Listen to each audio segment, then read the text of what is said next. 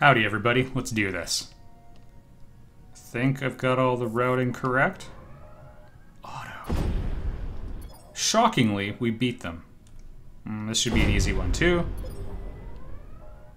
I swear I could not care less about pollution or or wormholes. Okay, that was in the homeworld, we care about them. I mean, obviously we care about all of them. How is there a polluted atmosphere?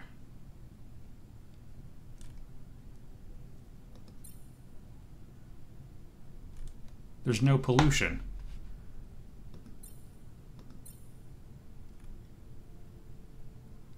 Like, we legitimately don't pollute.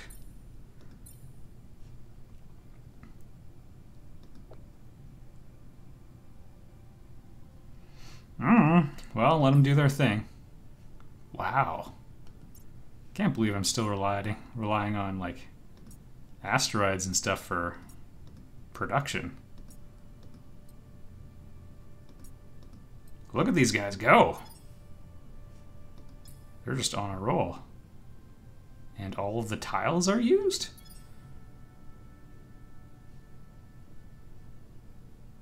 Huh. Well, either way. I'm still going to endorse asteroid belts for production.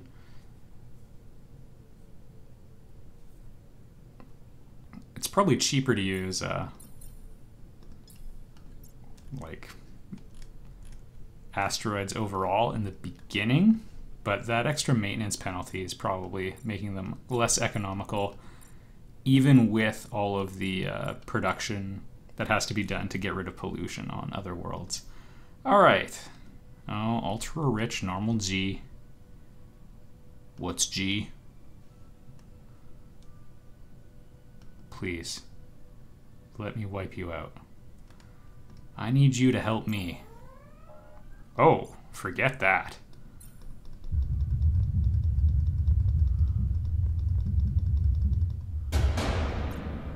Boom.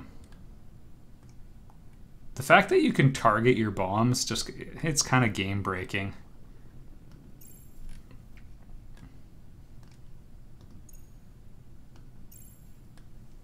All right, send them in.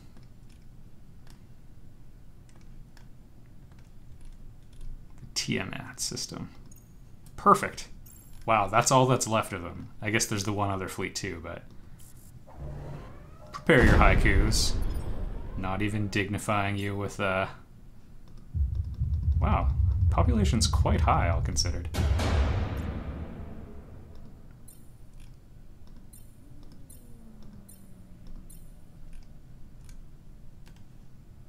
So many glitches. Okay. And as a reward for you hanging out so long, I will auto this. And if you live,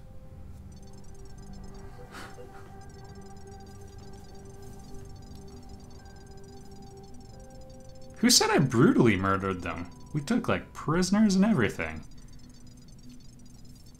I could have bombarded all of them.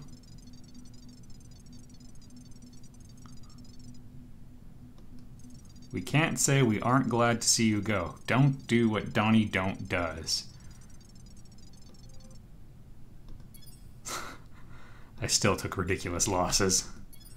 Alright. You have a lot of fun. I'm glad they fixed the math bugs. The math bugs with, like, financial calculations and stuff. Even though, like, a ton of this is just surplus production. What I meant to say was, the Volfer lasted this long because I did not know they existed. That's my haiku for them.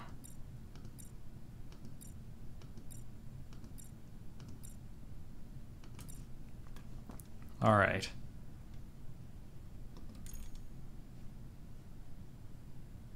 The Bhutan Belt. From the infamous world leader, Vladimir Putin. Why? Okay. We'll go after ground troops on this one. And if everybody happens to die, so be it.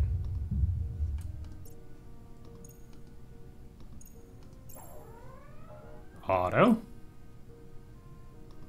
There we go.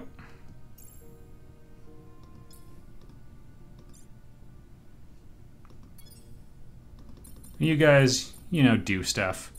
Have a lot of fun with it. I'll see you later. There will be merchant people now.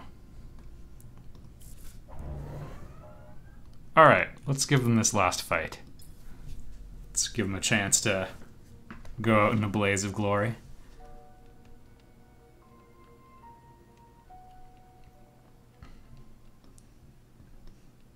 We're getting pretty close to the end now. We're basically at the end. So I'm going to start weighing in with some of my thoughts on the game right now.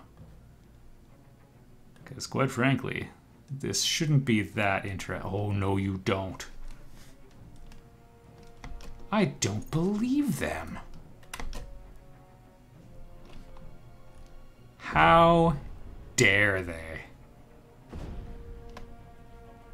That is highly offensive. Okay, anyway. Stardrive 2. I was so excited for it. I've actually been following it for a long time. I forget if I said this way back in the first video, which I believe came out in the 90s. I've been following it since it started development and Zero started posting videos of it, and I was really excited by what I was seeing. He sort of identified what I considered to be a lot of the problems with the previous game. Oh, come on, guys, get him. 4, 3. It won't take much. Nope, didn't get him. Yeah, he identified a lot of the problems with the game, and I thought was doing a really good job fixing them, such as making it turn-based. Anyone who says, oh, but I like the intensity of a game in real time that you can pause whenever you want, but you can't have combat flow at the same like some games make it work, like StarCraft makes it work, but Sins of a Solar Empire also pulls it off. But I mean, for most games with strategic depth, like, it just does not work at all. But anyway, they came up with the real-time combat system, which is really good. Sometimes it feels like the decisions I make in tactical combat really are influencing the outcome of the battle. Other times, not as much. But you know, it's still a good system, and it's fun to do, and it's fun to see different ship designs and how they perform. And there's a big difference in ship designing, which is super important. But at the same time, it still suffers from a lot of problems. Like, there's interesting decisions in the tech tree, but some of them are weird, like fusion engines are like the only engines ever. The only researchable engine tech in the entire game. That's kind of a weird one. The scale of the galaxy, like, this isn't even close to the largest map you can play, but what would be the point in going larger? Like, the game's longer than all of my Master of Orion 2 LPs combined. There we go. Oh, Volfar's unhappy. They're slave pits? Would you like to farm? It's important to me that you're happy.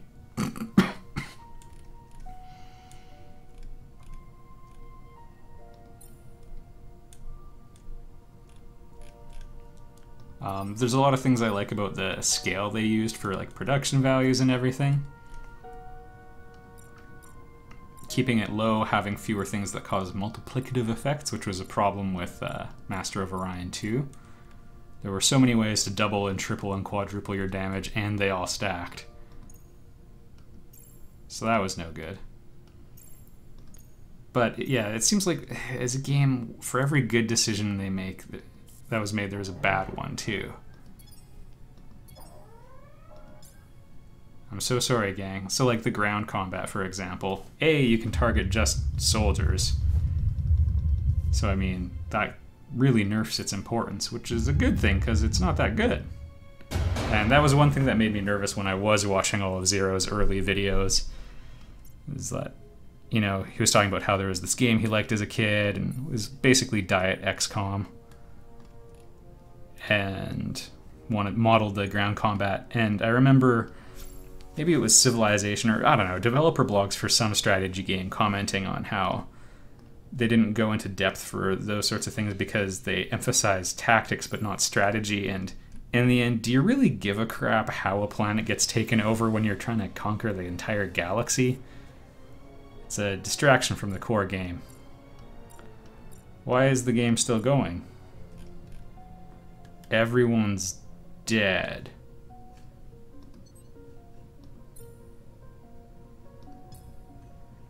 Okay, let's talk. Omsh 3 and Oriel 2. Oh, they went back. All right.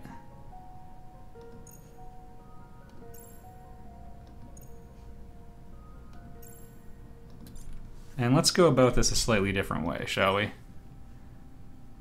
You're going to build a war song? Or no, the Orion can't drop bombs. I'm going to build a bunch of viewerships.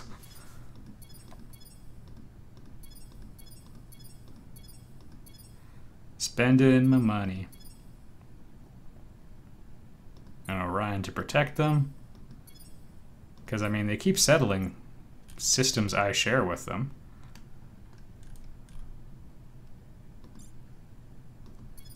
I'd appreciate it if you made a war song. Oh, we're short. We can make this happen.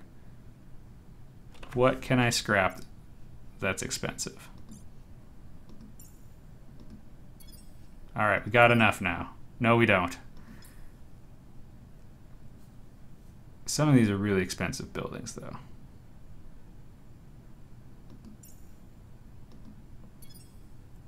Come on.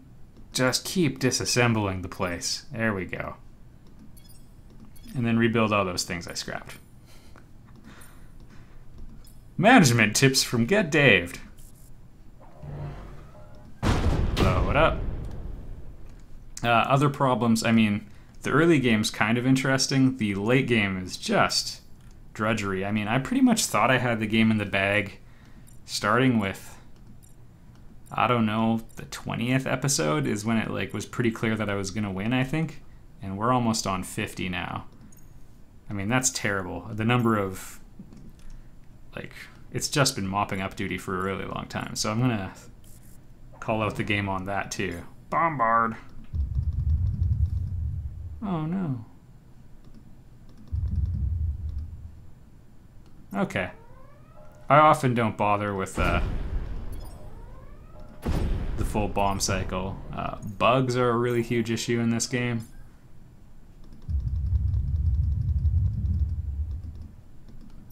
Dang. Well, come kick in, will ya?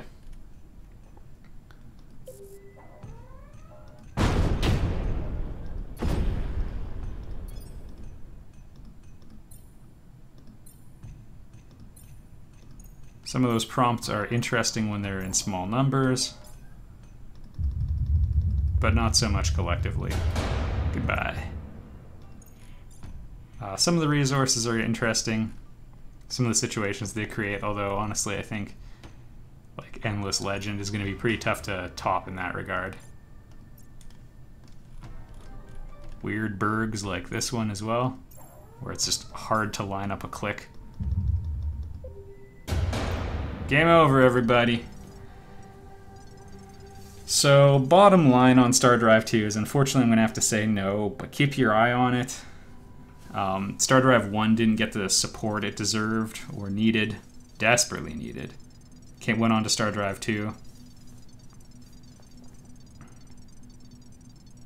Yay!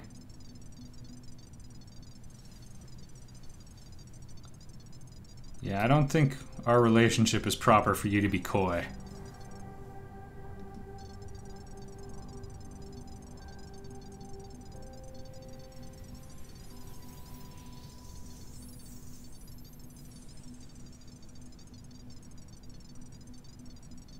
Yeah, I'm sorry, you're just not charming enough to get away with it.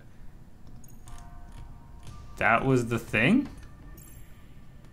Add this to my list of don'ts. So, one of the comments I was getting a lot is, yeah, should I get this game or should I get Galactic Civilizations 3? A big difference between the two, because at first I liked Stardrive 2 better, is that this game makes a really good first impression, and then that is the high point. And as it goes on, it gets less and less interesting. Galactic Civilizations 3, on the other hand, and Galactic Civilizations 2 for that matter, and Mario Paint, all gain depth as the game goes on, and it got more and more interesting. And there's mechanisms for like ending the game early. Like in the Total War series, once you take over 51% of the territory, more or less, and claim the capital, you just hold the capital for 10 turns and you win, and everyone is attacking you nonstop. And instead of like the game grinding to a halt and becoming boring as it goes on, it gets more and more exciting. Like, or in Galactic Civilizations 3, it's just once you've taken over a large enough percentage of the galaxy, Endless Space is like this as well. You take over a large enough portion and hold it, and then they just give you the victory. Because, like, honestly, if you control 40% of the territory in one of these games, you're almost certainly going to win. Unless someone else is really aggressively pursuing a different victory condition, like, you know, a science victory or something. I think of, like, if you're really into sports, like, the final minute of basketball games is some of the worst in any sport. Because, like, if it's a close game, it turns into, like, fouling, and then, because, you know, they intentionally foul, so the other guy takes a free throw, and maybe they'll miss, and then we'll get possession. Like, it just kind of gets clunky. And I love basketball, but I mean, you know, that ending, it ends with a whimper. Whereas, like, a sport like hockey, you know, if it's a one-goal game, one team will, like, pull their goalie.